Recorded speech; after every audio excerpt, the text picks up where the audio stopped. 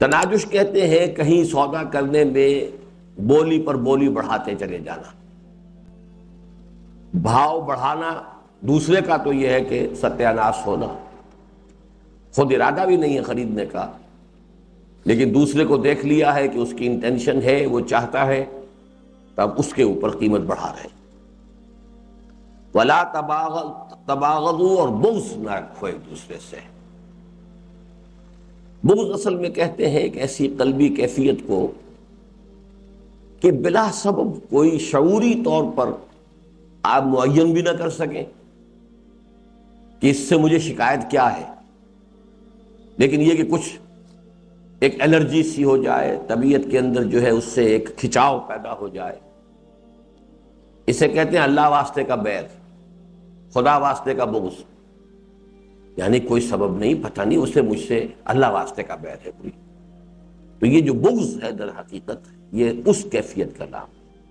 اب اگر کسی نے آپ پر زیادتی کی ہے اور زیادتی کی وجہ سے آپ کو کچھ ملال ہے، رنج ہے، وہ ایک دوسری بات ہے۔ اس میں تو قرآن نے یہاں تک کہا ہے کہ لا يحب اللہ الجہر بالسوء الا من ظلم، اللہ تعالیٰ کو بدگوئی پسند نہیں ہے مگر اس شخص کے لیے جس پر کہ ظلم ہوا ہے۔ مظلوم کی زبان سے کوئی کڑوی کسیلی بات نکل جائے، کوئی تلخ بات نکل جائے تو اللہ معاف کر دے گا، اس لیے کہ اس کو چوٹ لگی ہے، وہ چونکہ اس کے ایگریوڈ پارٹی ہے۔ لیکن یہ کہ کوئی سبب بھی نہیں ہے، کوئی خاص بات نہیں ہے، پوچھئے تو کوئی بیان نہیں کر سکیں گے، لیکن خام خواہ کا خدا واسطے کا بیر۔ ولا تدابروا، ایک دوسرے کو پیٹھ نہ دکھاؤ۔ یہ پیٹھ دکھانا بھی اس کے بہت سے مراحل ہیں۔ ایک تو یہ بھی ہوتا ہے کہ آپ کو کوئی شخص پسند نہیں ہے، وہ اگر آیا تو آپ نے پیٹھ موڑ لی، you don't want to face him, you don't want to see eye to eye with him، یہ اس کی ہلکی ترین شکل ہے۔ اور ایک یہ ہے کہ کسی آڑے وقت میں پیٹھ دکھا جانا، یہ آگے بھی آئے گا یہ مضمون جو ہے اس حدیث کے اندر۔ وَلَا تَدَابَرُوا، don't turn away from each other۔ وَلَا يَبِعْ بَعْضُكُمْ عَلَى بَيْعِ بَعْضٍ،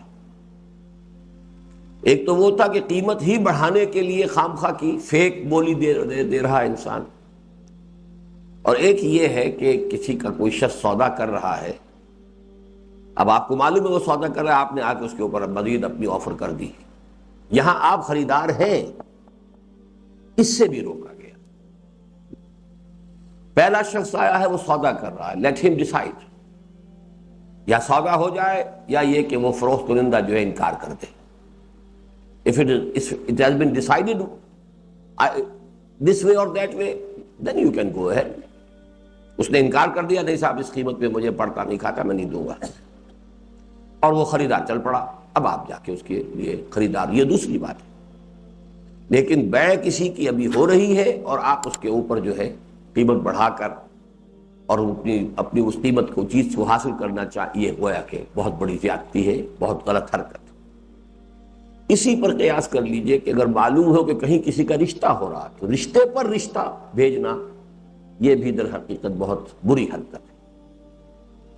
ہاں آپ ویٹ کر سکتے ہیں کہ اگر وہاں سے وہ انکار ہو جائے، کسی وجہ سے وہ بیل منڈے نہیں چڑھی ہے، پھر یہ ہے کہ آپ پیغام بھیجیں، وہ رشتے کی بات ہو تو صحیح ہے، لیکن جبکہ معلوم ہے کہ ابھی ان کی جانبین کی بات چیت چل رہی ہے اور اسی دوران میں جو ہے آپ بھی ایک خواہش مند کی حیثیت سے آپ نے بھی پیغام بھجوا دیا، تو یہ بھی اسی کے تابع ہو جائے گا، یہ غلط ہے۔ اب دیکھیے کس قدر باریک بینی کے ساتھ معاشرے کے اندر جن چیزوں کی وجہ سے کہ نفرت پیدا ہوتی ہے، رنجش پیدا ہوتی ہے، دلوں میں ملال آتا ہے، کدورت پیدا، ان سب کا یہاں سدباب کیا جا رہا ہے۔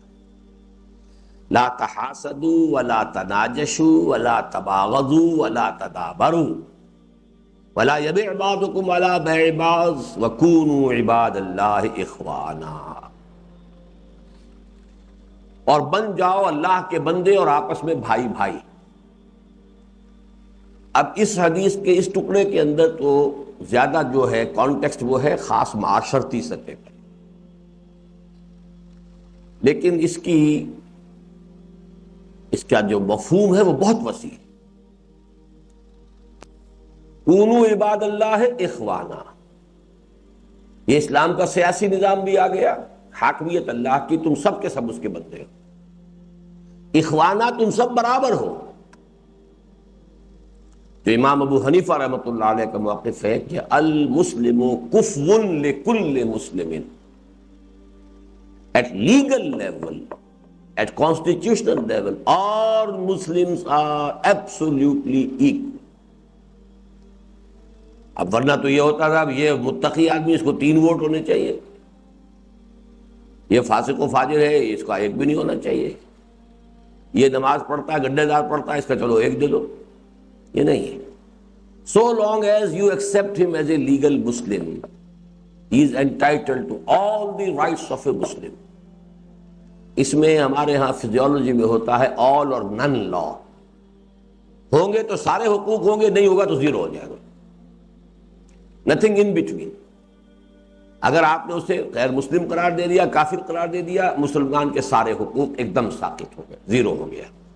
جب تک چاہے وہ فاسق ہے، فاجر ہے، کچھ ہے، لیکن آپ نے اس کو مسلمان مانا، چاہے منافق ہے، کٹر منافق ہے، جب تک آپ نے مسلمان مانا ہوا ہے اسے، اس وقت تک اس کے سارے حقوق جو کہ تم پائیں گے۔ یہ بڑی اس کی جو ہے 2 ڈائمنشنز، کونوا عباد اللہ اخوانا، یہ پولیٹیکو سوشل نہایت اس کی جو ہے کونوٹیشن، اس کا مفہوم، اس کی کہاں کہاں تک جو ہے اس کی پہنچ ہے۔ المسلم اخو المسلم، مسلمان مسلمان کا بھائی ہے۔ اب یہاں نوٹ کیجئے کہ قرآن مجید سے ایک فرق آ گیا یہاں۔ قرآن نے کہا انما المؤمنون اخوۃ، انما المسلمون اخوۃ قرآن میں کہیں نہیں ہے۔ یہاں سارا معاملہ اسلام کا ہو رہا ہے، اس لیے کہ ایمان کا ایک لیول وہ ہے کہ جس کا نام اسلام ہے، وہ ہے ایمان ہی کا لیول۔ اس لیے کہ ظاہر بات ہے کہ جب تک کہ وہ اقرار باللسان والا کی حد تک بھی ایمان نہیں ہے تو وہ مسلمان بھی شمار نہیں ہوگا۔ جب اقرار باللسان والا ایمان آ گیا تبھی تو مسلمان ہوا نا۔ اس کی تطابق ہے ان دونوں کے اندر، یعنی حقیقی اخوت، گہری دوستی تو ہوگی اہل ایمان کے مابین۔ جو حقیقی مومن ہے ان کے درمیان تو واقعی الفت، رفاقت، کامریڈشپ، یہ ان کے مابین خود بخود پیدا ہو جائے۔ لیکن لوور لیول پر بھی if he is a legal Muslim, even then you have to treat him as your brother۔ المسلم اخو المسلم، اب یہاں دیکھیے پھر وہ الفاظ آ رہے 4 اسی انداز میں، لا یظلمہ ولا یخذلہ ولا یکذبہ ولا یحقرہ۔ یہ ادبیت ہے، فصاحت ہے، بلاغت ہے، جو حضور فرماتے ہیں کہ انا افصح العرب، میں عرب کا فصیح ترین انسان ہوں۔ اب اخو المسلم ہونے کا، المسلم و اخو المسلم کا، یہ 4 نتیجے بیان کیے۔ لا یظلمہ، وہ اس پر ظلم نہیں کرتا، بھائی پر ظلم کرنا کیسے پسند کرے گا۔ ولا یخذلہ، خذلان کہتے ہیں چھوڑ دینا، وہ جو میں نے کہا تھا نا ولا تدابروا، پیٹھ دکھا دینا۔ کوئی مشکل وقت آن پڑی ہے، ایک بھائی تو کھڑا رہ گیا میدان میں، 2 بھائی بھاگ گئے، غلط بات۔ اگر وہاں سے سچویشن ایسی ہو گئی ہے کہ واقعی وہاں سے بھاگنے ہی کے اندر عافیت ہے تو تینوں بھاگو، وہ پھر ایک آرڈرلی ٹریٹ ہوگا۔ لیکن یہ کہ ایک بھائی کو چھوڑ کر خطرے میں باقی دوسرا بھائی یا تیسرے 2 بھائی بھاگ جائیں، یہ غلط بات ہے۔ خذل کہتے ہیں چھوڑ دینا۔ ولا یکذبہ، نہ اس سے جھوٹ بولتا ہے، ولا یحقرہ، نہ اس کو حقیر سمجھتا ہے، حقارت کا معاملہ نہیں۔ اسی کو تبلیغی جماعت والوں نے لیا ہوا نا اپنے ہاں، اکرام مسلم، مسلمان کا اکرام بحیثیت مسلمان، فاسق بھی ہے، فاجر بھی ہے، اکرام مسلم۔ اکرام اور ہے، تعریف اور ہے۔ اذا بدح الفاسق، وہ حدیث میں آپ کو سنا چکا ہوں، غضب اللہ تعالی واہتز لہ العرش۔ لیکن یہ کہ اس کے ساتھ آپ تواضع کے ساتھ پیش آئیں، یہ دوسری بات ہے۔ لیکن مدح کر رہے ہو، تعریف کر رہے ہو، چاپلوسی کر رہے ہو، خوشامد کر رہے ہو، تو در حقیقت اللہ تعالی غضبناک ہوتے ہیں۔ لا يحقره التقوى ها ہونا، التقوى ها ہونا، التقوى ها ہونا، تقوی یہاں ہوتا ہے. ويشير الى صدره 3 مرات، 3 مرتبہ اشارہ کرتے ہوئے تقوی یہاں ہونا، التقوی ہا ہونا، التقوی ہا، تقوی یہاں ہوتا ہے. تم نے ظاہر کو تقوی سمجھ لیا ہے. تقوی اصل میں ایمان کا مظہر ہے، ایٹیچیوڈ میں. ایمان کا محل قلب ہے. تقوی یہاں ہوتا ہے. ایمان ہے تو تقوی ہے، اگر ایمان ہے ہی نہیں تو تقوی کی نمائش ہے. وہ تو پھر یہ کہ لوگوں سے اپنی عزت کرانا ہے، کوئی نذرانے وصول کرنے ہیں، کوئی تعریف وصول کرنی ہے، کوئی اور بات ہے، یہ پھر وہ شے ہے. تقوی کا بحروپ اگر دل میں تقوی ہے تو پھر تقوی ہوگا. تقوی اللہ فی السر والعلانیہ، اللہ کا تقوی ہو کھلے میں بھی چھپے میں بھی. بحسب امرئ من الشر، کسی انسان کے لیے یہی شر بہت بڑا ہے، بہت کافی ہے، ان یحقر اخاہ المسلم، کہ وہ اپنے کسی مسلمان بھائی کو حقیر جانے. یعنی یہ کوئی معمولی بات نہ سمجھو، اس کے شریر ہونے کے لیے یہی ایک بات کافی ہے. بحسب امرئ من الشر، کافی بڑا حصہ اسے حظ وافر مل گیا شر میں سے، جس نے اپنے مسلمان بھائی کو حقیر سمجھا. اور اس کا عملی نسخہ کیا ہے؟ آپ کو کسی میں کوئی عیب نظر آیا، آپ فوراً اپنے اوپر دیکھیے، ہو سکتا ہے وہ عیب تو آپ میں نہیں ہے، کوئی دوسرا عیب آپ میں اس سے بھی بڑا موجود. then you'll be saved. یہ اگر اچھا اس میں عیب ہے لیکن اس کے کوئی محاسن ہیں، فوراً اس پر نگاہ ڈالیے. یہ ٹھیک ہے، یہ کمی تو ہے اس میں، کوتاہی ہے، یہ چیز اس میں بڑی اچھی ہے. تو یہ اس کی پریکٹیکل ہنٹس میں نے آپ کو دیے. حالانکہ کس قدر تاکید ہو رہی ہے، تو حالانکہ بڑی ایک منطقی سی بات ہے. عجیز زانی انسان ہے یہ، اب آپ کے اندر حقارت پیدا ہو. یہ شخص تو سود لیتا ہے، سودی کاروبار کرتا ہے، اب آپ میں حقارت پیدا ہو. حقارت نفرت کو جنم دیتی ہے، نفرت عداوت میں بدلتی ہے. یہ جو حقارت سے نفرت، نفرت سے عداوت پیدا ہوئی، تو مسلمان معاشرے کی اینٹیں ہیں، یہ گویا کہ اینٹیں ایک دوسرے سے جدا ہو گئی، رخنا پیدا ہو. یہ سورہ حجرات کا جو درس ہے، اس کے جو درمیانی آیات ہیں، اس کے حوالے سے یہ سمجھ لیجیے. استہزاء، تمسخر، عیب چینی، غیبت، سوء ظن، برے نام رکھ دینے، یہ سب کس لیے روکا گیا؟ اس لیے کہ دل پھٹ جاتے. چاہے وہ غریب ہے، کمزور ہے، آپ کو منہ پر جواب بھی نہیں دے سکا، پی گیا، دل میں تو زخم لگ گیا نا. اور عربی کی کہاوت یہ ہے کہ تلوار کے زخم مندمل ہو جاتے ہیں، زبان کے زخم مندمل نہیں ہوا کرتے. وہ تو جا کر وہاں ڈیرا جما لیتے، پھر وہاں پر وہ کدورت، نفرت، عداوت کے جو ہے وہ چھاونی بنتی ہے. تو تمہارے اندر تو یہ ہو گئی خرابی 2 افراد کے درمیان، لیکن یہ کہ اس سے نقصان تو امت کو پہنچ گیا کہ اس کے مابین 2 افراد، 2 اینٹوں کے درمیان ربط جو ہے وہ کمزور پڑ گیا. بحسب امرئ من الشر، پھر نوٹ کر لیجئے کہ اس اتنی بڑی برائی سے بچنے کی 2 عملی شکلیں کیا ہیں. نمبر 1، کسی شخص میں کوئی عیب نظر آئے تو فوراً اپنے دامن کے داغ دیکھو. ہو سکتا ہے کہ تمہارے اندر کوئی داغ جو ہے اس سے بھی بڑا ہو. اللہ کا شکر کرو کہ لوگوں کو ابھی اس پر اطلاع نہیں ہوئی ہے. اللہ کا شکر ہے کہ اس نے پردہ ڈالا ہوا ہے، پردہ پوشی کی ہوئی ہے. اللہ سے دعا کرو کہ وہ پردہ پڑا رہے اور اللہ تعالیٰ اس عیب کو دور کر دے. لیکن اس وقت اپنے اس عیب کا ادراک کر لو گے تو اس کے عیب سے نفرت نہیں ہوگی. دوسرے یہ کہ ہر شخص کے اندر، برے سے برے شخص میں کوئی نہ کوئی خوبی ہوتی. بھئی ہے تو زانی اور شرابی، لیکن یتیموں کی خدمت کرتا ہے، کوئی شک. چلیے، ہے تو بستہ الف بستہ بے کا آدمی، لیکن یہ کہ بیواؤں کا خیال کرتا ہے تو ڈاکو، لیکن اس نے اپنے علاقے کے غریبوں کی مدد کی. اب کوئی چیز آپ کیوں اس سے حقیر سمجھیں؟ باقی اللہ کیا، اس کا جو معاملہ اللہ جانے. اور اس کو اگر جو مجرم ہے کیفر کردار تک پہنچانا ہے وہ حکومت کا نظام ہے، وہ جانے،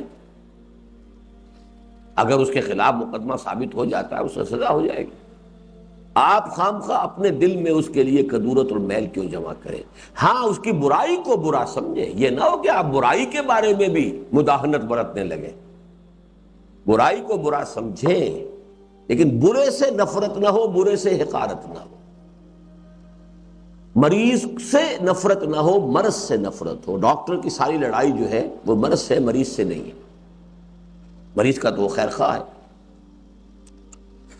کل المسلم علی المسلم حرام، ہر مسلمان ہر دوسرے مسلمان پر حرام ہے۔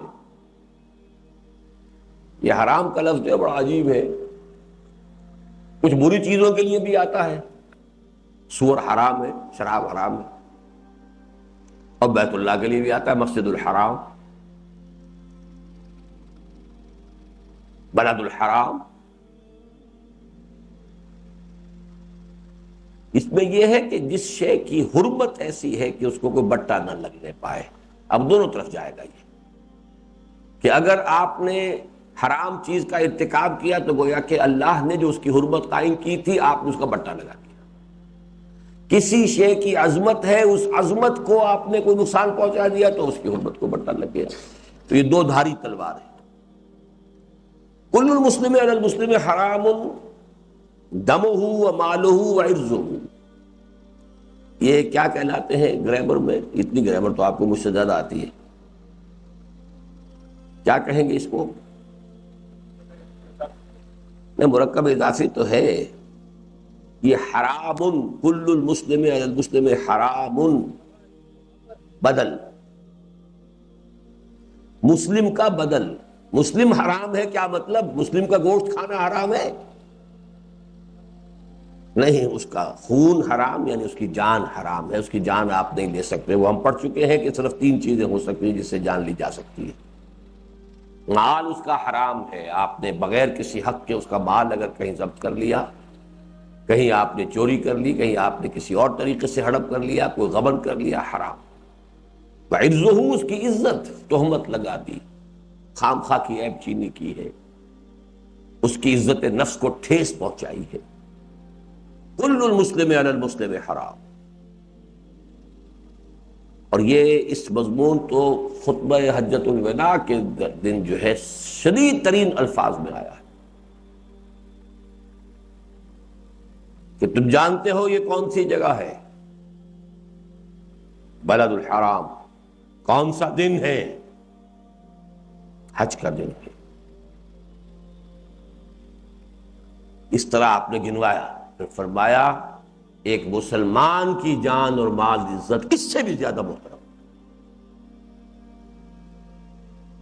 اس طرح۔ اب یہ حرمت کا تصور جو ہے، حرمت جان و مال و عزت، یہ ذرا سا بھی ایمان ہو کسی میں تو اس کے ایٹیچیوڈ میں کس قدر ایک تبدیلی آئے گی، معاشرے میں کیسے امن سکون پیدا۔ یہی میرا وہ بہت چھوٹا سا کتاب چاہے قرآن اور امن عالم، کہ امن سب سے پہلے داخلی امن ہوتا ہے، آپ کے اپنے اندر امن ہو، سکون ہو، اطمینان ہو، کانفلکٹس نہ ہو، فرسٹریشنز نہ ہو، امن ہو۔ ایمان کا اصل حاصل امن ہے۔ اے اللہ جو تیری طرف سے آیا ٹھیک ہے، مجھے قبول ہے، سر تسلیم خم ہے جو مزاج یار میں آئے، کوئی شکوہ نہیں، کوئی شکایت نہیں۔ تجھے یہی پسند ہے کہ مجھے فاقے آئیں، میں بھی تیار ہوں، آ دوں۔ تجھے یہی پسند تھا کہ میرا یہ سارا مال ضائع ہو جائے، اللہ جو تیری مرضی ہے، ما شاء اللہ کان وما لم یشاء لم یکن۔ کوئی کنفلکٹس نہیں، اس نے کر دیا اب سارا آپ اس کے خلاف نہیں، بھائی اللہ نے کیا، ہاں اس نے جو کیا ہے اس کو جرم دے، جرم اس نے کیا ہے، معاشرہ سزا دے اسے۔ You don't have any personal enmity towards him۔ وہ نہیں کر سکتا تھا اگر اللہ کی مرضی نہ ہوتی، تو مجھے تو وہ اللہ کی مرضی سے ہوا جو ہوا، لیکن اس نے جو اس کے اندر حصہ لے لیا ہے تو اس نے اپنا گناہ بھی کما لیا، آخرت کے لیے بھی۔ اور اگر وہ کوگنیزیبل آفینس ہے تو معاشرے کی ذمہ داری ہے اسے سزا دے. میرا مال تو ضائع ہونا ہی تھا، اس طرح نہ ہوتا کسی اور طرح ہوتا. اللہ کو میرا تو امتحان لینا ہی تھا. یہ بدبخت بیچ میں آ گیا، اس نے جو کچھ کیا ہے اپنے لیے کما لیا ہے، وہ آخرت کی اس کی سزا ہو یا دنیا میں بھی اس کو سزا ہو جائے. تو یہ چیزیں جو ہے ایمان اصل میں داخلی امن پیدا کرتا ہے. اس داخلی امن کا نتیجہ جو ہے وہ معاشرتی سلامتی ہے، وہ اس حدیث کے اندر ہے. اندر سے اس شخص کے جس کے دل میں ایمان ہے یہ سلامتی پھوٹے گی، اس کے وجود سے برآمد ہوگی، سرایت کرے گی ماحول کے اندر. لا تحاسدوا ولا تناجشوا ولا تباغضوا ولا تدابروا ولا يبيع بعضكم على بيع بعض وكونوا عباد الله اخوانا. المسلم اخو المسلم لا يظلمه ولا يخذله ولا يكذبه ولا يحقره. التقوى ها هنا التقوى ها هنا التقوى ها هنا. بحسب امرئ من الشر ان يحقر اخاه المسلم. كل المسلم على المسلم حرام دمه وماله وعرضه.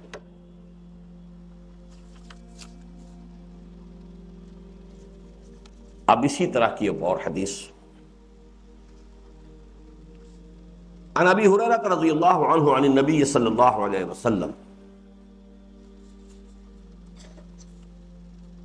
من نفس عن مؤمن قربة من قرب الدنیا نفس اللہ عنہ قربة من قرب یوم القیامہ.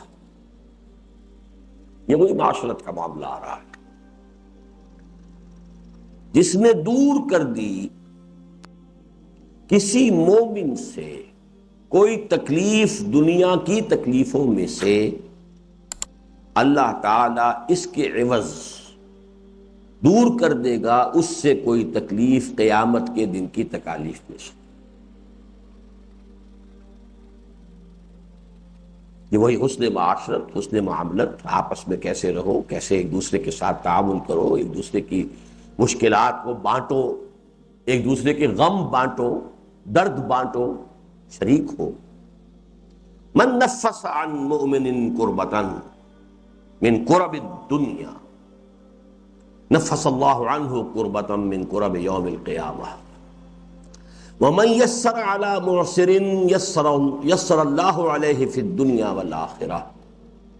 اور جو کسی تنگ حال پر آسانی کرتا ہے، معسر کسی وجہ سے تنگی میں ہو، کسی الجھن میں ہے، کسی مخمصے میں ہے، کسی قرض میں ہے، کسی مقدمے بازی کے اندر پھنس گیا ہے، جہاں عسرت جہاں بھی ہو، عسر مشکل، مالی مشکل ہے، کوئی اور پریشانی ہے، کوئی خانگی الجھن ہے، اس میں آپ نے کوئی صحیح مشورہ دیا ہے، کوئی اس کو ایڈوائس دی ہے، کسی طریقے سے اس کو کوشش کی ہے اس کے غم کو بانٹنے کی. من یسر علی معسر، جو شخص مشکل میں ہو، جس نے اس کے لیے آسانی کی کوئی راہ نکالی، یسر اللہ علیہ فی الدنیا والآخرہ، اللہ اس کے لیے دنیا اور آخرت دونوں کے اندر آسانیاں پیدا کرے. اب یہاں جو ہے بڑا فرق ہے. ایک تو یہ کہ میں اپنے مسئلے کو خود حل کرتے میں لگا رہا ہوں، آپ بھی اپنے مسائل میں خود ہی لٹا پین رہے. ایک یہ ہے کہ آسان نسخہ یہ کہ میں آپ کی تکلیف رفع کروں، اللہ میری تکلیف خود رفع کر دے.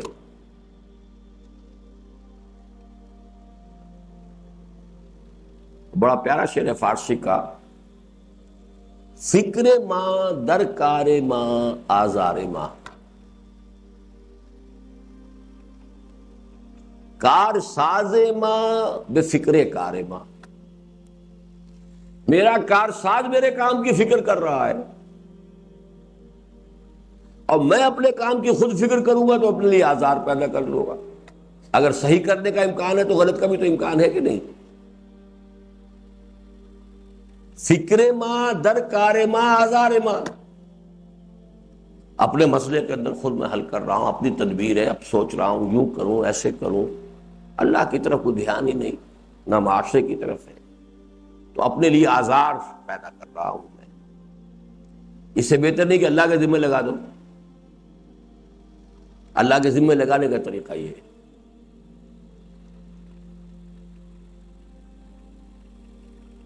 یہ ہے اصل میں آسان نسخے جو ہیں جن کو کہ ہمیں اختیار کرنا چاہیے.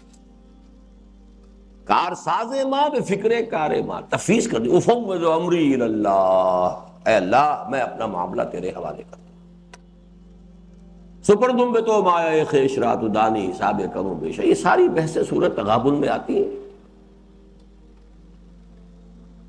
فکر ماں در کار ماں آزار ماں، کار ساز ماں بے فکر کار ماں، وہ میرے کام میں لگا ہوا، اس کا علم کامل، اس کی قدرت کامل، وہ طے کر لے تو کوئی رکاوٹ آ نہیں سکتی، وہ اس کے فیصلے میں کوئی شر ہو نہیں سکتا۔ ہمارے فیصلوں میں 100 شر، ہمارے فیصلوں کے آگے 100 رکاوٹیں۔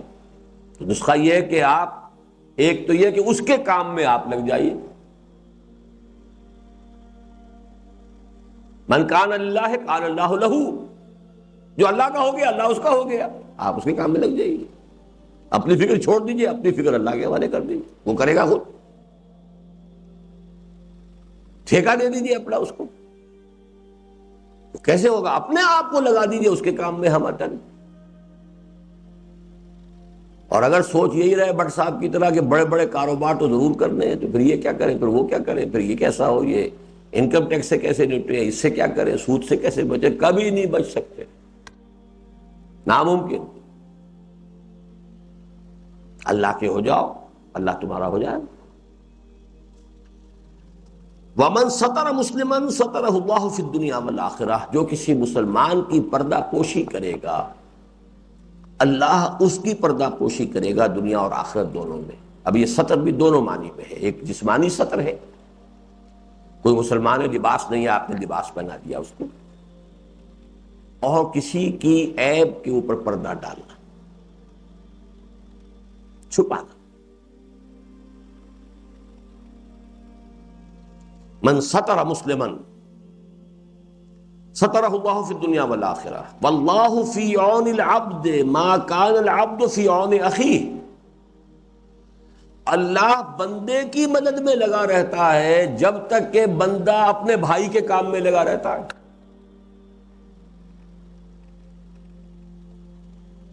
واللہ فی عون العبد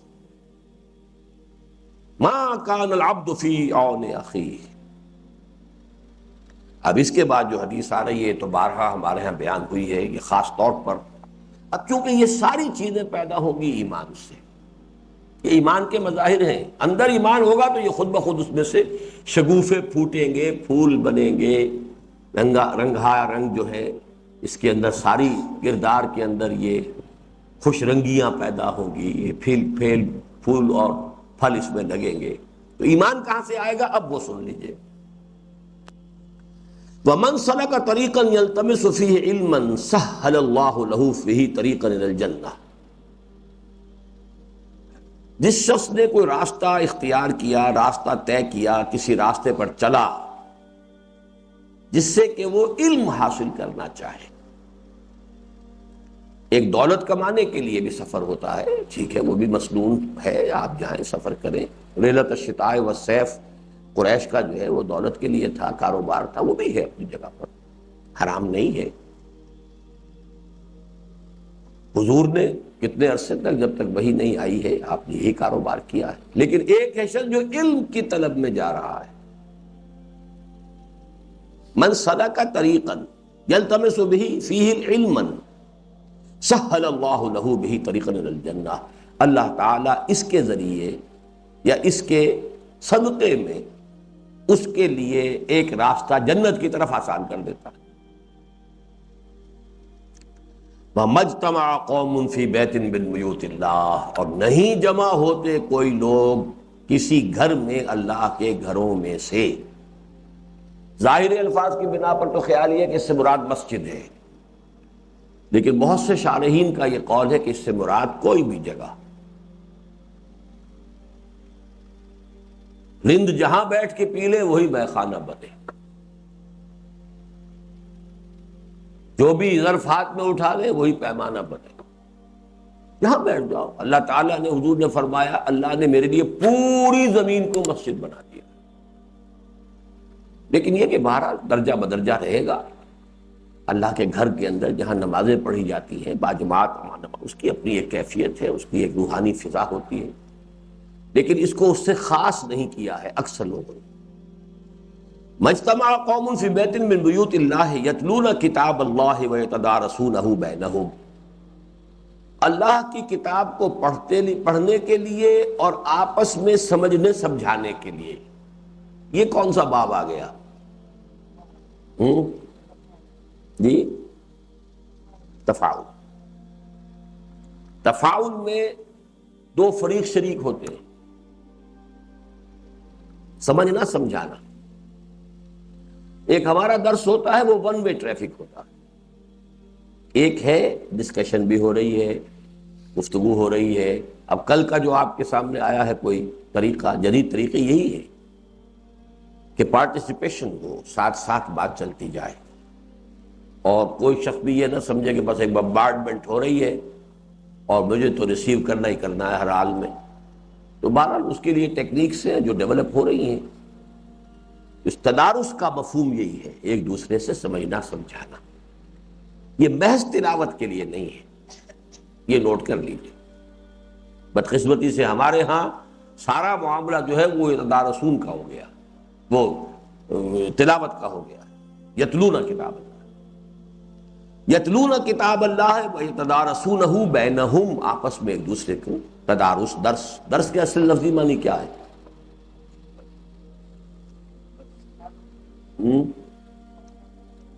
جی سہارا. آپ پتہ نہیں کون سی بولی بولتے ہیں. سبق. سبق تو اس کا مفہوم دراسہ کہتے ہیں لکھ کر مٹانا. پرانے زمانے میں تختیاں ہوتی تھی، لکھی پھر اس کو پوچا دیا، پھر لکھی پھر پوچا دیا. سلیٹیں ہوتی تھی، لکھا اور مٹایا.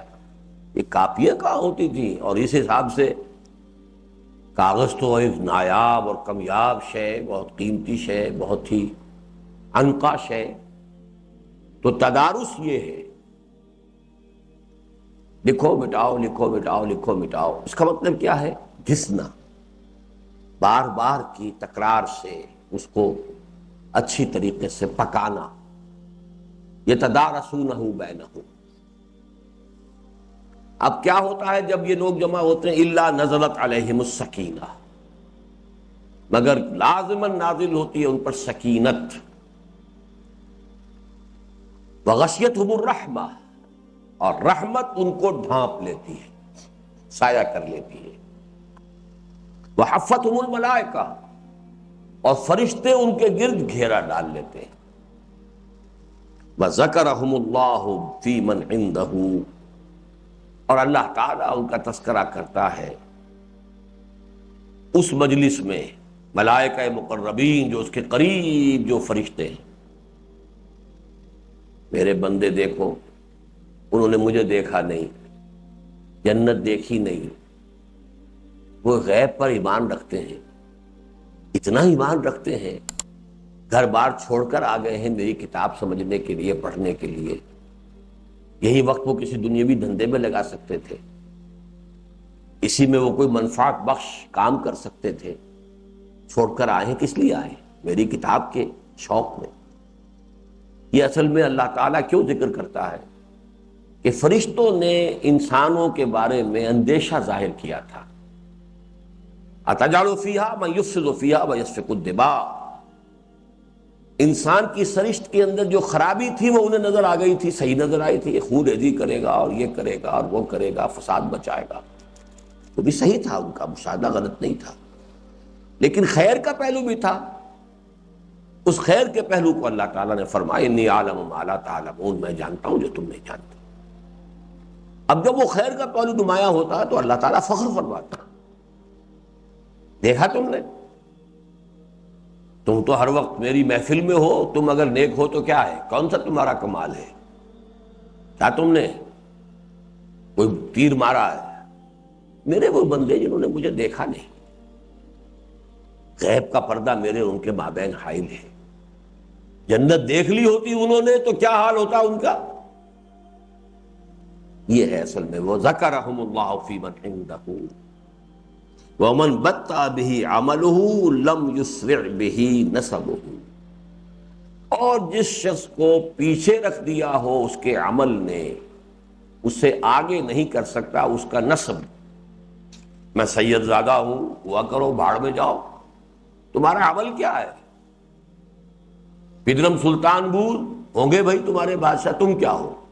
تم تو چمار ہو۔ تو اصل بات کیا ہے؟ جیسے کہ قرآن مجید نے فرمایا تلک امۃ قد خلت لہا ما کسبت ولکم ما کسبتم ولا تسألون عما کانوا یعملون۔ وہ ابراہیم، اسماعیل، اسحاق، یعقوب، موسیٰ، عیسیٰ، یہ امت تھی، گزر گئی، جو انہوں نے کمایا وہ ان کے لیے ہے، تمہارے لیے وہ ہوگا جو تم کماؤ گے۔ برابر ہر چیز اندر سینہ داری، جو تمہارے سینے میں وہ لاؤ باہر۔ پیش کر غافل عمل کوئی اگر دفتر میں ہے، جس کو عمل نے اس کو پیچھے کر دیا ہو، اس کا نسب اسے آگے نہیں بڑھا سکتا۔ رواہ مسلم بہذا اللفظ، یعنی یہ روایت جو ہے اور بھی بہت سی احادیث کی کتابوں میں ہے، لیکن یہ لفظ جو ہے، یہ متن اس کا جو ہے، یہ مسلم شریف کا ہے۔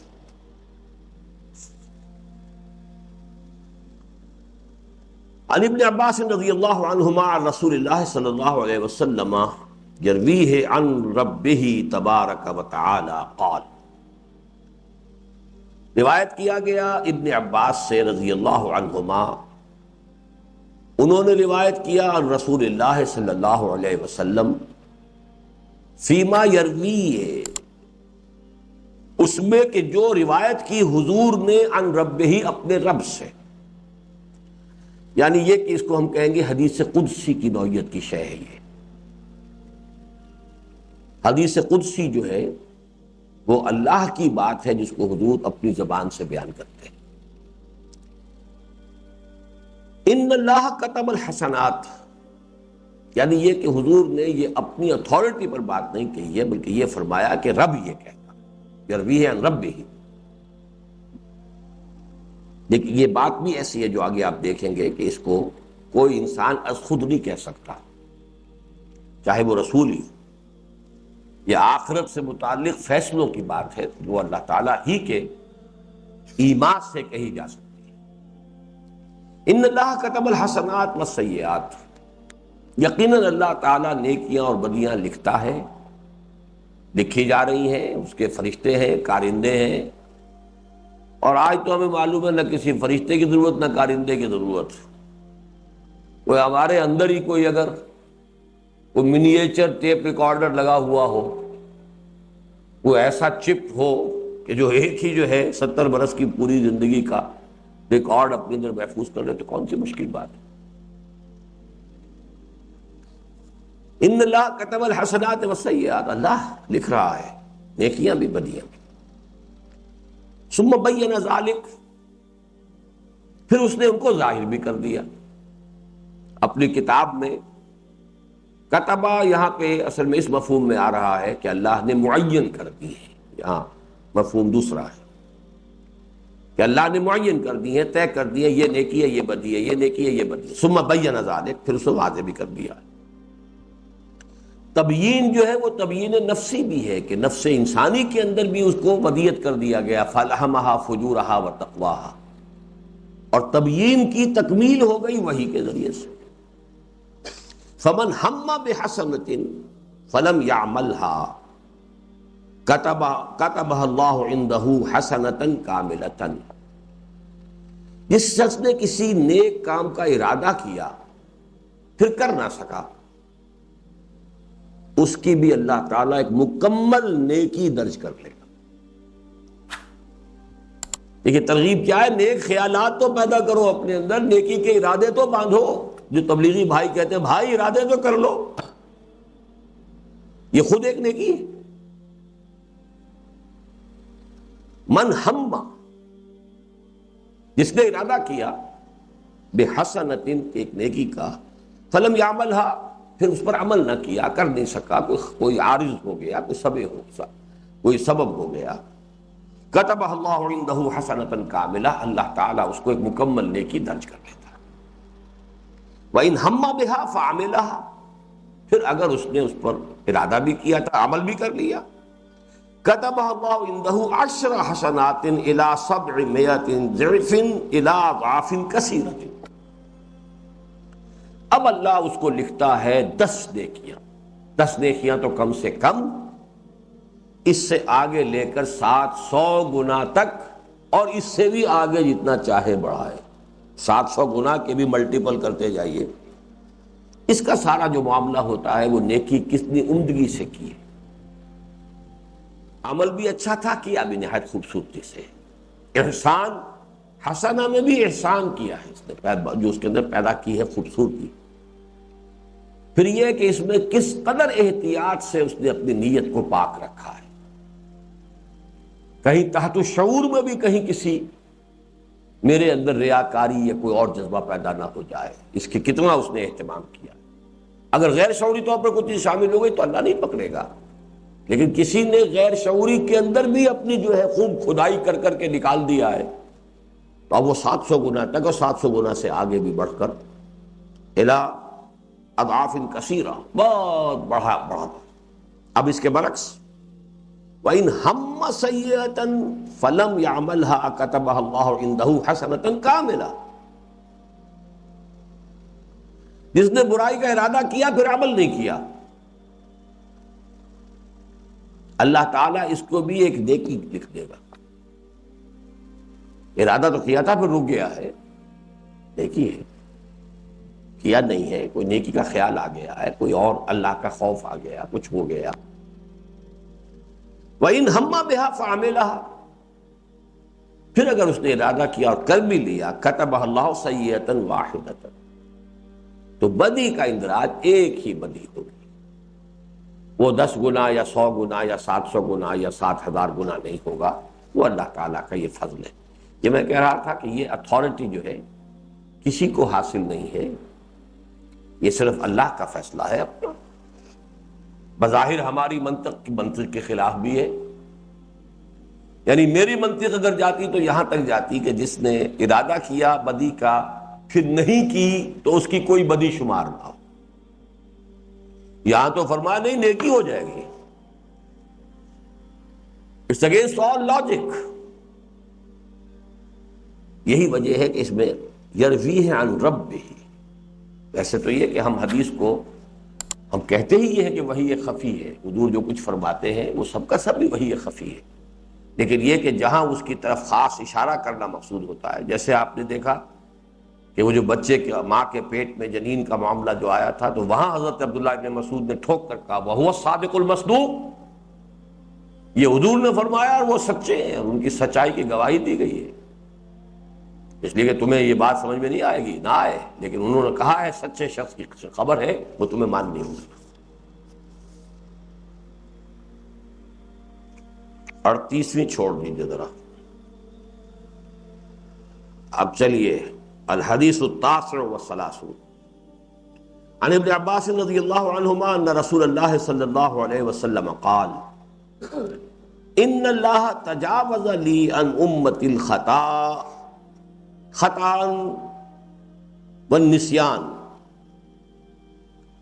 وما استکرہوا علیہ، حدیث حسن رواہ ابن ماجہ والبیہقی وغیرہما۔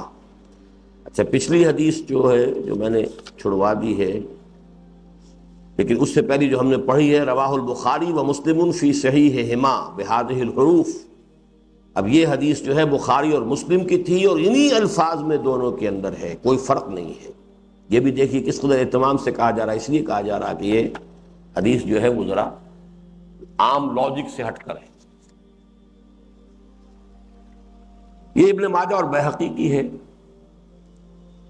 حضرت ابن عباس رضی اللہ تعالی عنہ سے مروی ہے کہ حضور صلی اللہ علیہ وسلم نے ارشاد فرمایا ان اللہ تجاوز لی عن امتی، اللہ نے میری خاطر، میرے لیے، میری امت کے ساتھ 3 رعایتیں کی۔ دیکھیے لی یہاں بہت ضروری ہے، تجاوز اللہ نے معاف کر دیا میرے لیے، اللہ کا مجھ پر خاص احسان ہوا ہے، اللہ کا مجھ پر خاص فضل ہوا ہے، اللہ نے میرے ذریعے سے مجھ پر ایمان لانے والوں کے لیے یہ خصوصی رحمت کر دی ہے۔ اس درجے کے شجاع جو آپ کہیں گے کہ اگر اللہ تعالیٰ کے ہاں حضور کا مقام ہے، مرتبہ ہے، شفاعت ہے، ٹھیک ہے، کوئی غلط بات نہیں. کیا کیا چیزیں معاف کرنے کا کیا ہے؟ الخطا. خطا، خطا کسے کہتے ہیں؟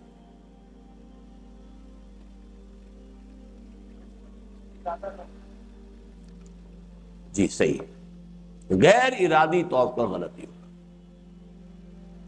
نشانہ خطا گیا. آپ کی پوری کوشش ہے ایک ٹارگٹ کو ہٹ کرنے کی، نشانہ خطا ہو گیا.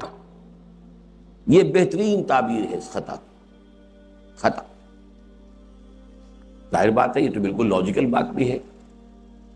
ایک آدمی تو ایم کر رہا ہے نیکی، بھلائی، خیر، اب آپ فرض کیجئے اس کا نشانہ خطا ہو گیا تو اس سے تجاوز ہونا چاہیے. والنسیان، اور بھول. اور یہ کہاوت عربی زبان کی الانسان مرکب من النسیان والخطا، دو چیزیں تو انسان کی سرشت میں داخل ہے، بھول جانا. فنسی، یہ حضرت آدم کے بارے میں بھی آیا ہے سورہ طٰہٰ کے آخر میں، بھول گیا وہ. آدم سے ہم نے ایک وعدہ لیا تھا اس درخت کے قریب نہ جانا، فنسی، بھول گئی. تو یہاں پہ اس کو نوٹ کیجیے. وَمَا اسْتُكْرِهُوا عَلَيْهِ، اور جس چیز پر کہ انہیں مجبور کر دیا گیا. مکرہ، کراہت، اسے پسند نہیں ہے، مجبور ہے. کلمہ کفر بھی کہا جا سکتا ہے جان بچانے کے، اگرچہ عزیمت یہ ہے کہ کلمہ کفر نہ کہو، جان دے دو، لیکن رخصت بھی رکھی ہے اللہ نے کہ کلمہ کفر کہہ کر جان بچا سکتے ہو تو بچا دو. اجازت ہے، جائز ہے. یہی معاملہ ہوا تھا تین افراد کی فیملی کے ساتھ. حضرت یاسر، ان کی اہلیہ حضرت سمیہ، نوجوان بیٹا عمار. ابو جہل نے تینوں کو شدید ترین ٹارچر کیا، شدید ترین ٹارچر. آخر میں تنگ آ کر اس نے کہا ایک دفعہ کلمہ کفر کا کہہ دو کہ ہاں تمہارے بت میں بھی کچھ ہے، میں چھوڑ دوں گا تمہیں. کیا کرے آخر، کہاں تک مارے، مار مار کے بھی انسان تھک جاتا. He had done everything. تو عاجز آ کر کہا ایک دفعہ بھی کہہ دو چلو میں چھوڑ دوں گا. ماں باپ دونوں نے انکار کر دیا، ایک دفعہ بھی نہیں کہا. دونوں کو اس نے شہید کر دیا. عمار، انہوں نے کلمہ کفر کہہ کر جان بچا دی. عمار ابن یاسر رضی اللہ تعالی عنہما، اس کے بعد ان پر شدید ندامت کا غلبہ ہوا، یہ میں نے کیا کیا. روایت یہ ہے کہ انہوں نے اپنے آپ کو ایک ستون سے باندھ لیا کہ اب حضور ہی آ کر مجھے یہاں سے کھولیں گے، یعنی گویا کہ حضور کھولیں گے تو اس کا مطلب یہ ہے کہ آپ کی طرف سے معافی، اور آپ کی طرف سے معافی ہے تو اللہ کی معافی ہے، تب میں یہاں سے، ورنہ میں اسی طرح اپنے آپ کو ہلاک کر دوں. حضور آئے، حضور نے فرمایا نہیں ٹھیک ہے، اس کی اجازت ہے، کلمہ کفر کہا جا سکتا ہے. قرآن مجید میں بھی ہے وَقَلْبُهُ مُطْمَئِنٌ بِالْإِيمَانِ، دل اس کا اطمینان پر جمع ہوا ہو، ایمان پر جمع ہوا ہو تو زبان سے کلمہ کفر کہہ کے جان بچائی جا سکتی. اب اس میں یہ ہے کہ ذرا اس کو ربڑ کی طرح کھینچنے کی لوگوں کے اندر عادت ہو گئی ہے. اب اضطرار میں سور کھانا بھی جائز ہے، جان بچانے کی حد تک، اتنا ہی جتنا کہ جان بچانے کے لیے ضروری ہے. غیر باغ ولا عاد، نہ اس کی کوئی لذت ہو تمہارے اندر، اور نہ تم اس حد سے تجاوز کرو کہ جو جان بچانے کے لیے ضروری تھا. اگر ان دونوں شرطوں میں سے کراس کر جاؤ گے تو پھر وہ کراہت، وہ جو مجبوری والی بات تھی، وہ بات ختم ہو گئی. پھر تو گویا کہ آپ نے اپنی لذت کے لیے یا اپنے عیش کے لیے آپ نے اس کا استعمال کیا. اب لوگ کہتے تھے کیا کریں، مجبوری ہے، سود کے بغیر تو کاروبار چلتا نہیں، بنانی ہے کوٹھیاں، محل، بنانے کارخانے. بھوکے تو وہ مرتے نہیں، اتنا کچھ ان کے پاس ہے کہ نہ وہ مرے، نہ ان کی اگلی نسل مرے، نہ اس کی اگلی نسل مرے. مجبوری ہے، مجبوری کو سب جائز ہے جی. یہ نہیں، اصل میں یہ معاملہ اس اللہ کے ساتھ ہے کہ جو ہر شے کی، ہر حقیقت سے واقف ہے. الحدیث الاربعون یہ بھی چھوڑ دیجئے، اب آئیے حادی والاربعون۔ عن ابی محمد عبداللہ ابن عمرو بن العاص رضی اللہ عنہما قال قال رسول اللہ صلی اللہ علیہ وسلم لا یؤمن احدکم حتی یکون ہواہ تبعا لما جئت بہ، حدیث حسن صحیح رویناہ فی کتاب الحجۃ باسناد صحیح۔ یہ رویناہ ہو کون کہہ رہا ہے؟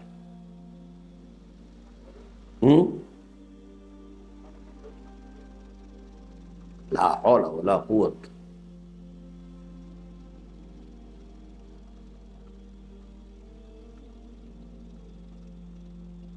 جی ہے جی، یہ امام نووی کہہ رہے ہیں یہ حدیث حسن صحیح ہے، اسے ہم نے اپنی کتاب الحجہ میں بے اسناد صحیح، صحیح سند کے ساتھ روایت کیا ہے۔ یعنی یہاں جو ہے چونکہ کسی اور یہاں پہ حوالہ نہیں دے رہے نا، یا تو کہتے بخاری، مسلم، ترمذی، ابن ماجہ، اب تو وہ بات ہو گئی، اس سے آگے کی سند ساری جو ہے وہ تو آپ کو ابن ماجہ بتائیں گے کہ میری حدیثیں جو ہے وہ میں نے فلاں کس سے لی۔ آپ نے ابن ماجہ کا حوالہ دے دیا تو ساری باقی لنکس جو ہیں اب وہ آپ کو بیان کرنے کی ضرورت نہیں ہے۔ لیکن چونکہ یہ وہ حدیث ہے کہ جو کسی کتاب کے اندر اور ان کو نہیں ملی ہے، ان کو براہ راست کہیں سے ملی ہے، انہوں نے اپنی سند اس کے اندر بیان کی ہے، اور وہ سند بیان کریں گے حضور تک، وہ تو اتنا لمبا ہو جائے گا، اس لیے اس کتاب میں اس کا تذکرہ نہیں کیا۔ حوالہ دے دیا کہ کسی کو اس کی سند دیکھنی ہو تو ہماری کتاب الحجہ جو ہے اس میں اسناد اس کی جو ہے ہم نے دے دی ہے، اور وہ سند صحیح ہے۔ رویناہ ہو، ہم نے روایت کیا ہے، یہ روایتہ بھی ہو سکتا تھا، میں نے روایت کیا ہے، لیکن یہ کہ عام قاعدہ ہوتا ہے ہم نے لکھا ہے، ہم یہ کہتے ہیں۔ حدیث حسن صحیح، یہ گویا کہ ان کا اپنا ایک ورڈکٹ ہے، یہ حدیث حسن ہے، صحیح ہے، ان تمام معیارات پر جو حسن اور صحیح کے لیے ہیں یہ پوری اترتی ہے۔ اگرچہ کسی اور محدث نے اس کتاب میں نہیں لیا آپ نے، لیکن ہم نے اس کی اسناد جو ہیں ان کو روایت کر دیا ہے، جس کو دیکھنا ہو وہ کتاب الحجہ میں دیکھ لیں۔ حدیث کیا ہے؟ عبداللہ ابن عمرو بن العاص رضی اللہ تعالی عنہما، جن کی کنیت ابو محمد ہے، ان سے روایت کیا گیا۔ قال، وہ فرماتے ہیں قال رسول اللہ صلی اللہ علیہ وسلم لا یؤمن احدکم حتی یکون ہواہ تبعا لما جئت بہ، تم میں سے کوئی شخص مومن نہیں ہو سکتا جب تک کہ اس کی خواہش نفس تابع نہ ہو جائے اس کے کہ جو میں دے کر بھیجا گیا ہوں، جو میں لایا ہوں۔ یہ بڑی جامع حدیث ہے، اور یہ گویا کہ دین کے اس پورے نظام کے اوپر حاوی ہے۔ ہوائے نفس ہے نا جو بغاوت کرتی ہے، انسان کے اندر گناہ کے لیے اور تعدی کے لیے، ظلم کے لیے کون سی چیز ہے جو اندر سے زور لگاتی ہے؟ نفس امارہ، ہوائے نفس۔ اس ہوائے نفس کو جب تک تابع نہیں کرو گے اس کے جو میں لے کر آیا ہوں، اس وقت تک تم مومن نہیں۔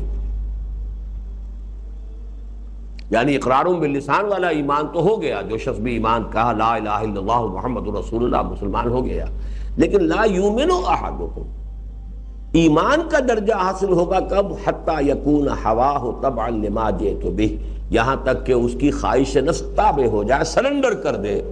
ٹھیک ہے، میری خواہش تو ہے لیکن اللہ کا حکم نہیں ہے تو ٹھیک ہے، میری طلب تو ہے لیکن اللہ نے اس شے کو حرام کیا ہے تو ٹھیک ہے، جب تک کہ نفس کے اندر یہ انقیاد نہ ہو جائے۔ یہ انقیاد کس بلا کا نام ہے جی؟ آج سنا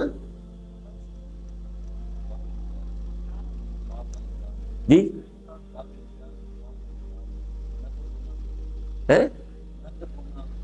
وہ تو انعقاد ہوگا، کہاں جا رہے ہیں؟ انقیاد جی؟ بھائی زور سے بولا کرو۔ خلش، لا حول ولا، لکھیں اپنے پاس۔ قادہ یقودو، قیادت کرنا. قادہ یقود و قائد، قیادت کرنے والا. قادہ یقود و قیادتن، قائد. قود اس کا مادہ ہے، انفعال میں آیا تو انقیاد بن گیا. کسی کی قیادت کو قبول کر لے، اپنی نکیل کسی کے ہاتھ میں دے دینا، بیعت کر لینا اس پر. جس تمہاری خواہش نفس اگر میری لائی ہوئی تعلیمات سے بیعت نہیں کرتی تو تم مومن نہیں ہو.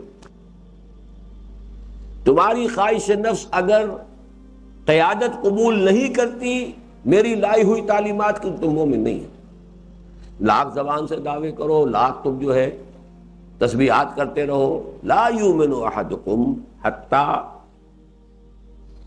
یکون ہواہ تبعا لما جئت بہ. یہ لفظ قرآن مجید میں کہاں آیا ہے؟ ہوا. جی احواہ. سورہ نازعات میں بڑا پیارا وہ ہے معاملہ، وَنَهَى النَّفْسَ عَنِ الْهَوَىٰ فَإِنَّ الْجَنَّةَ هِيَ الْمَأْوَىٰ. جس شخص نے اپنے نفس کو ہوا سے روک دیا، وَنَهَى النَّفْسَ عَنِ الْهَوَىٰ فَإِنَّ الْجَنَّةَ هِيَ الْمَأْوَىٰ.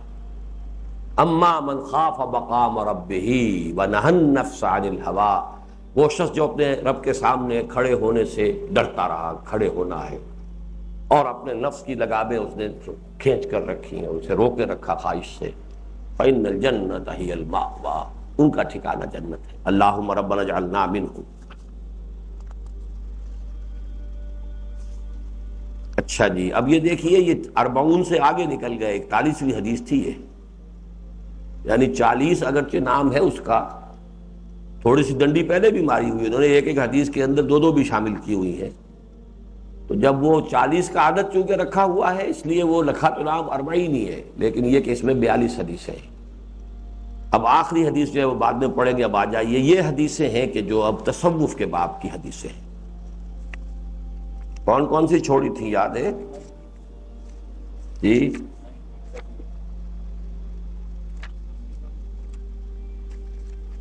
تاسع.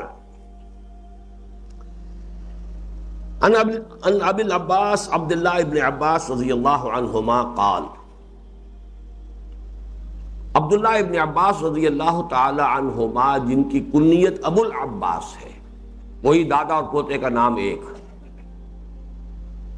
ابو العباس عبداللہ ابن عباس، اپنا نام عبداللہ ہے، عباس حضور کے چچا کے بیٹے ہیں، اور انہوں نے اپنے بیٹے کا نام بھی عباس رکھا ہے، تو ابو العباس بھی ہے. ابن عباس بھی ہیں، ابو العباس بھی. رضی اللہ عنہما قال، کنت خلف النبی صلی اللہ علیہ وسلم یوما. بعض جگہ آتا ہے ردف النبی. ایک دن میں حضور کے پیچھے تھا، یعنی سواری پر، اونٹ پر. آگے حضور تشریف فرماتے، پیچھے میں بیٹھ. ردیف کہتے ہیں، ردف بھی اس کو لفظ آیا ہے. ردیف کہتے ہیں وہ شعر کے آخر کی چیز جو ہوتی ہے. کنت خلف النبی صلی اللہ علیہ وسلم یوما فقال یا غلام. یا غلام، اے لڑکے. یہ غلام جو ہے بڑے محبت کے ساتھ، یا غلام، اے بیٹے. غلام کا لفظ جو ہے بیٹے کے لیے بھی آتا ہے. حضرت مریم نے یہی کہا تھا، انا یکون لی غلام ولم یمسسنی بشر ولم اک بغیا. تو اے بیٹے، چچا داد بھائی ہیں لیکن عمر میں بہت چھوٹے ہیں. اے بیٹے، اے بیٹے، انی اعلمک کلمات، میں تمہیں آج کچھ باتیں تلقین کرتا ہوں. یہ ہے وہ تربیت، تزکیے کے لیے دین کی حقیقت کو چھوٹے چھوٹے کلمات کے اندر ادا کر کے، اور ایسے انداز کے جس سے دل کے اندر گداز پیدا ہو جائے اور ایمان کی اصل حقیقت منکشف ہو جائے. انی اعلمک کلمات احفظ اللہ یحفظک. ہمیشہ اللہ کو محفوظ رکھو، اللہ تمہیں محفوظ رکھے گا، یعنی یاد رکھو۔ فاذکرونی اذکرکم، یہ ٹو وے پروسیس ہے۔ تم اللہ کو بھول جاؤ گے، اللہ تمہیں بھول جائے گا۔ جاؤ دفع ہو جہاں جاؤ۔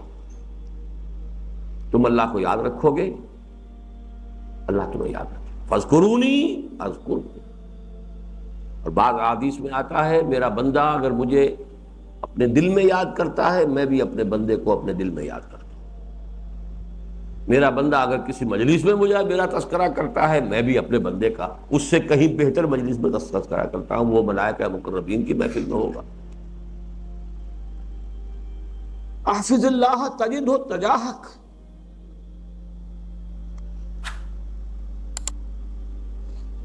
اللہ کو یاد رکھو تم اسے اپنے سامنے پاؤ گے۔ He is not far off. His help is readily available. یاد رکھو تو صحیح۔ یہ وہی بات ہے جو قرآن میں آتا ہے، انی معکما اسمع و ارا، جاؤ موسیٰ اور ہارون ڈرو نہیں، لا تخافا انی معکما اسمع و ارا۔ حضور نے فرمایا تھا حضرت ابو بکر سے، لا تحزن ان اللہ معنا۔ حضرت موسیٰ نے کہا تھا جب قوم نے کہا کہ یہ تو لشکر تو پیچھے آ گیا اور سامنے سمندر ہے، مارے گئے نا ہم، تو مروا دیا تم نے ہمیں۔ اور میں نے کلا ان معی ربی سیہدین، میرے ساتھ میرا رب ہے، وہ راستہ دکھائے گا، راستہ دے گا، چاہے سمندر پھاڑ کے دے گا۔ تو یہ ہے وہ معیت خداوندی کا تصور، اللہ کو محفوظ رکھنا، اللہ کو ساتھ رکھو اپنے۔ He will remain with you۔ اور جب یہ کہا کہ تم اپنے مومن بھائی کو کبھی ساتھ نہ چھوڑو، تو اللہ چھوڑ دے گا تمہارا ساتھ۔ کوئی شریف انسان جو ہے وہ اپنے ساتھی کو کسی خطرے میں چھوڑ کر نہیں جاتا، شریف انسان تو اللہ تمہیں چھوڑ کر چلا جائے۔ کمی ہے یقین کی، کمی ہے استحصار کی، کمی ہے توکل کی، کمی ہے تفویض کی۔ تم اپنے معاملات خود لے کے چلو بھائی، جاؤ تم، جاؤ اور تمہارا جانو اور تمہارا کام جانے۔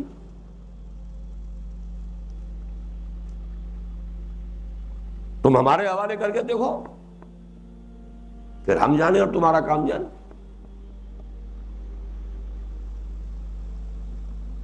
یا غلام انی اعلمک کلمات احفظ اللہ یحفظک، احفظ اللہ تجدہ امامک،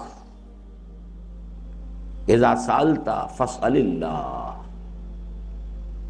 جب کبھی مانگنا ہو صرف اللہ سے مانگو، کسی سے کچھ نہ مانگو۔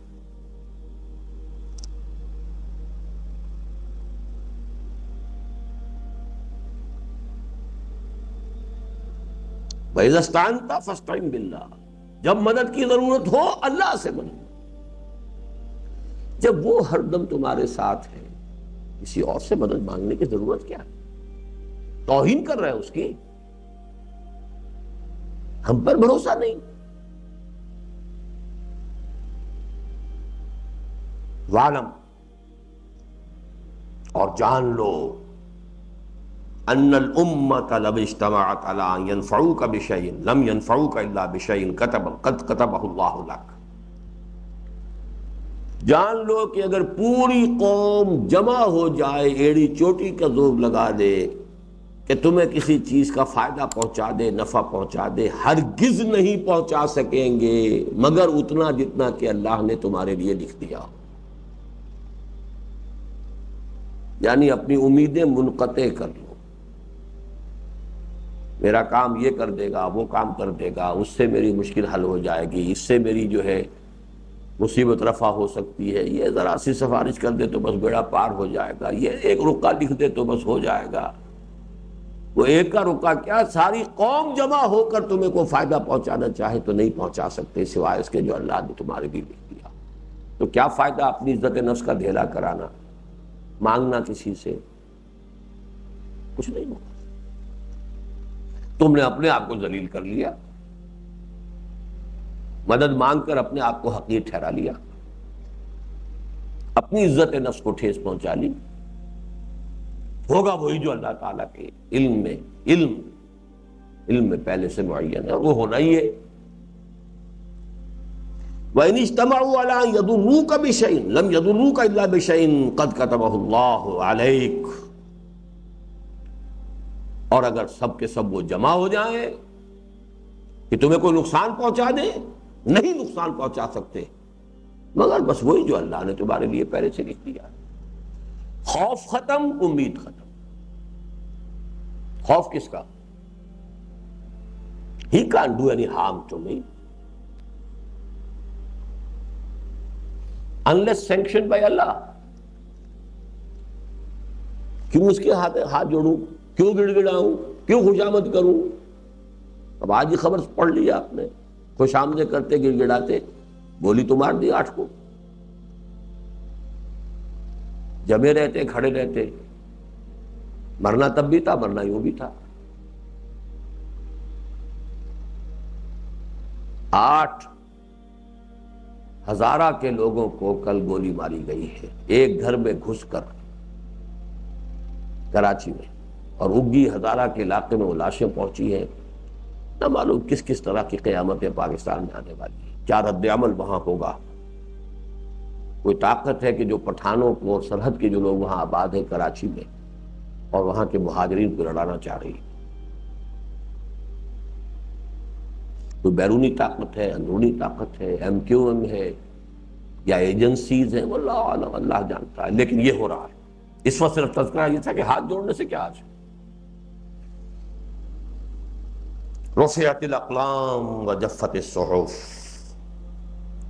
قلم اٹھائے جا چکے ہیں اور سیاہی خشک ہو چکی ہے۔ یعنی اب یہ وہی آ گیا اس حدیث کا، علم خداوندی میں ہر شے طے ہے، لکھا جا چکا ہے اور قلم اٹھائے جا چکے ہیں۔ اسٹاپ رائٹنگ، پینز ڈاؤن، اور سیاہی بھی خشک ہو چکی ہے۔ جفت الصحف، صحیفے خشک ہو چکے۔ رواہ الترمذی وقال حدیث حسن صحیح، وفی روایت غیر الترمذی احفظ اللہ تجد امامک تعرف الی اللہ فی الرخاء،